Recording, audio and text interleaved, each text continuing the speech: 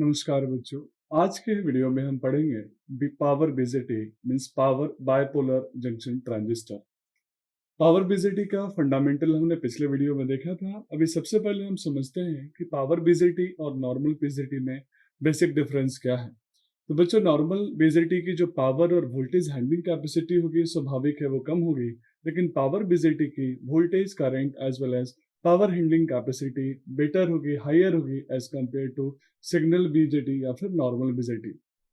बच्चों, जब हम पावर बीजेटी की बात करते हैं तो हम जनरली डिफरेंस समझने की कोशिश करते हैं कि नॉर्मल बीजेटी और पावर बीजेटी के कंस्ट्रक्शन में या सिंबॉलिक रिप्रेजेंटेशन में क्या कोई डिफरेंस है। तो आइए एक एक करके हम चीजों को यहाँ पे समझते हैं। सबसे पहले हम जानते हैं कि पावर बीजेटी के अंदर कितने टर्मिनल्स होते हैं। तो बीजेटी एक 3 टर्मिनल डिवाइस है जिन टर्मिनल्स के नेम है emitter, base as well as collector. अब इन 3 टर्मिनल में बच्चों जो कलेक्टर और एमीटर टर्मिनल होता है इनको हम बोलते हैं मेन टर्मिनल। यहाँ मेन टर्मिनल का मीनिंग है कि इन टर्मिनल को हम यूज करके बाइसिंग करते हैं। और जो इसका थर्ड टर्मिनल है that is called base terminal. इस बेस टर्मिनल को हम बोलते हैं कंट्रोल टर्मिनल। अब यहाँ इसको कंट्रोल टर्मिनल क्यों बोलते हैं बच्चों? क्योंकि इस टर्मिनल को यूज करके हम डिवाइस को टर्न ऑन करते हैं, टर्न ऑफ करते हैं। तो जैसा कि मैंने बताया बीजेटी के 3 टर्मिनल है, तो इन्हीं 3 टर्मिनल के करंट इनकमिंग एंड आउटगोइंग के हिसाब से बीजेटी के 2 कंस्ट्रक्शन होते हैं। सबसे पहला कंस्ट्रक्शन है एनपीएन टाइप ऑफ बीजेटी यानी bipolar junction transistor. NPN type की बीजेटी के अंदर एन पी और एन लेयर होगा, जिसमें जो आउटर एन लेयर होगा वो एमीटर टर्मिनल से कनेक्टेड होगा, जो आउटर सी लेयर होगा, जो आउटर एन लेयर होगा वो कलेक्टर टर्मिनल से कनेक्टेड होगा, और जो इनर पी लेयर होगा वो बेस टर्मिनल से कनेक्टेड होगा। सिमिलरली बच्चों, जो दूसरा टाइप होता है दैट इज पीएनपी। कंस्ट्रक्शन और विड्थ वाइज तो दोनों सेम होंगे, लेकिन डिफरेंस सिर्फ करंट के इनकमिंग एंड करंट के आउटगोइंग डायरेक्शन का है। तो यहाँ भी पी लेयर से एमीटर कनेक्टेड है, आउटर पी लेयर से कलेक्टर कनेक्टेड है, और इनर एन लेयर से बेस टर्मिनल कनेक्टेड है। तो बच्चों, इसके जब हम डायग्राम को सिंबॉलिकली रिप्रेजेंट करते हैं तो हम बीजेटी को इस तरीके से रिप्रेजेंट करते हैं। ये एनपीएन ट्रांजिस्टर का सिंबल है, ये पीएनपी ट्रांजिस्टर का सिंबल है। आप यहाँ पे देख पा रहे होंगे कि एनपीएन ट्रांजिस्टर के अंदर जो कलेक्टर, एमीटर और बेस टर्मिनल है वो तीनों से करंट हमने यहाँ रिप्रेजेंट किया है। यहाँ एमीटर टर्मिनल से करंट आउटगोइंग है यानी आउटवर्ड है, बाहर की तरफ निकल रहा है, जबकि कलेक्टर और बेस टर्मिनल से करंट इनसाइड आ रहा है, मींस अंदर की तरफ आ रहा है।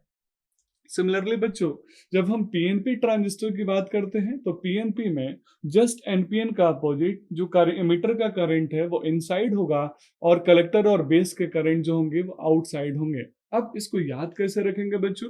तो यहाँ हम ऐसे याद कर सकते हैं एनपीएन, और एनपीएन में जो तीसरा टर्मिनल है वो एमीटर से कनेक्टेड है। एमीट का मतलब होता है निकलना, यानी एनपीएन ट्रांजिस्टर में जो एमीटर टर्मिनल होगा उससे करंट की वैल्यू आउटसाइड होगी, या फिर हम हिंदी में भी बोल सकते हैं एनपीएन, और एन का मतलब यहाँ हमने निकल बोला, यानी एमीटर से करंट की वैल्यू बाहर आएगी। अब बच्चों, अब यहाँ हम एनपीएन और पीएनपी ट्रांजिस्टर के थिकनेस के बारे में समझते हैं। तो यहाँ 2 चीजें मैं आपके साथ क्लियर करना चाहता हूँ जो आप ऑलरेडी पहले से भी जानते होंगे। सबसे पहला, जो एमीटर, बेस और कलेक्टर के जो तीनों रीजन्स होते हैं उसमें सबसे जो वाइडेस्ट रीजन होता है, जो सबसे वाइडर रीजन होता है वो होता है कलेक्टर का। अब ये क्वेश्चन इंटरव्यू में पूछा जाता है कि कलेक्टर का जो रीजन होता है वाइडेस्ट क्यों होता है। वो इसलिए होता है बच्चों क्योंकि एन और पी लेयर के मींस एमीटर और बेस लेयर के जो भी इलेक्ट्रॉन्स होंगे वो फाइनली आके कलेक्टर के अंदर कलेक्ट होते हैं। नाम ही है इसका कलेक्टर, तो स्वाभाविक है वो करंट को कलेक्ट करता होगा। सिमिलरली बच्चों, ये जो एमीटर रीजन होगा, एमीटर रीजन की जो विड्थ होगी वो ये कलेक्टर रीजन से कम होगी, लेकिन बेस रीजन से ज्यादा होगी। अब इसकी जो एमीटर का जो पर्पस है वो है चार्ज कैरियर यानी इलेक्ट्रॉन्स को एमिट कराना। तो स्वाभाविक है इसकी जो डोपिंग कंसंट्रेशन है, डोपिंग की वैल्यू है वो हायर है। सबसे जो थिनेस्ट लेयर है, जो सबसे पतला लेयर है वो है बेस लेयर, और बेस लेयर को हम जैसे बताते हैं कंट्रोल टर्मिनल। तो इसका पर्पस ही इस डिवाइस को कंट्रोल करना, turn on and turn off में मदद करना, इसीलिए इसके लेयर की जो थिकनेस रखते हैं हम वो कम से कम रखते हैं। ये सेम जो डायग्राम है वो एप्लीकेबल है पीएनपी ट्रांजिस्टर में भी। इसमें भी जो कलेक्टर का थिकनेस होगा वो वाइडेस्ट होगा, तीनों में सबसे वाइडर होगा। डोपिंग कंसंट्रेशन इसकी स्वाभाविक है पीएन जो अदर एमीटर और बेस लेयर है उनके कंपैरेटिवली ज्यादा होगी। एमीटर का जो डोपिंग कंसंट्रेशन है वो सबसे ज्यादा होगा। तो इस तरीके से बच्चों यहाँ हमने बेसिकली पीएनपी और एनपीएन ट्रांजिस्टर का एक डिफरेंस समझा, हमने समझा कि इन दोनों को सिंबॉलिकली रिप्रेजेंट कैसे करते हैं। अब बच्चों, अब इसी बीजेटी को जब हम पावर बीजेटी के फॉर्म में रिप्रेजेंट करते हैं तो कंस्ट्रक्शन में थोड़ा सा चेंज करते हैं। क्या चेंज करते हैं, आइए अब यहाँ पे देखते हैं। यहाँ पे आप देख पा रहे होंगे कि मेरे पास एज यूजुअल 3 टर्मिनल है, बेस, एमीटर एंड कलेक्टर। जो बेस टर्मिनल है वो इसके पी रीजन से कनेक्टेड है और जो एमीटर टर्मिनल है वो एन रीजन से कनेक्टेड है। और यहाँ पे एन को हमने एन प्लस से रिप्रेजेंट किया है क्योंकि एन प्लस का जो डोपिंग कंसेंट्रेशन होगा वो एन माइनस रीजन से या नॉर्मल एन रीजन से ज्यादा होगा और उसके पीछे पर्पस है इसकी ज्यादा वोल्टेज कैरिंग कैपेबिलिटी, यानी जिससे इसकी वोल्टेज की कैरिंग कैपेसिटी की वैल्यू बढ़ जाएगी। सिमिलरली बच्चों, जो कलेक्टर रीजन है वो भी एन लेयर से कनेक्टेड है, आउटर एन लेयर से, और यहाँ पे भी मैंने एन प्लस दिखाया है क्योंकि इसके भी डोपिंग कंसंट्रेशन ज्यादा है as compare to inner P reason.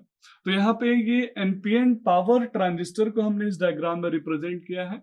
ये जो 10 to the power 16, 10 to the power 14, 10 to the power 19 पर सेंटीमीटर क्यूब वैल्यू जो दिखा रहा है that is called doping concentration value.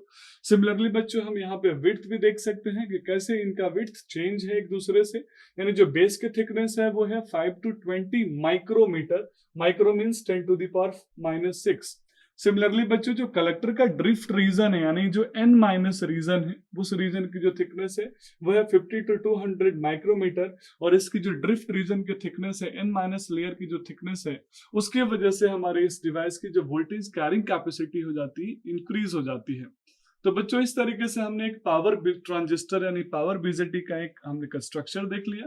आगे के वीडियोस में इसके वर्किंग के बारे में हम डिटेल में बात करेंगे। अगर मैं कंक्लूड करूं तो इस वीडियो में हमने पीएनपी एनपीएन ट्रांजिस्टर के symbolic representation, construction as well as power BJT और नॉर्मल बीजेटी के बीच में क्या डिफरेंसेस है उसके बारे में समझा। आप इस डायग्राम में देख सकते हैं कि कैसे पावर बीजेटी एक वर्टिकल स्ट्रक्चर है और वर्टिकल स्ट्रक्चर होने की वजह से इसकी जो voltage current as well as जो पावर हैंडलिंग कैपेसिटी होगी वो इंक्रीज हो जाएगी। तो that's all about today's videos. Thank you so much.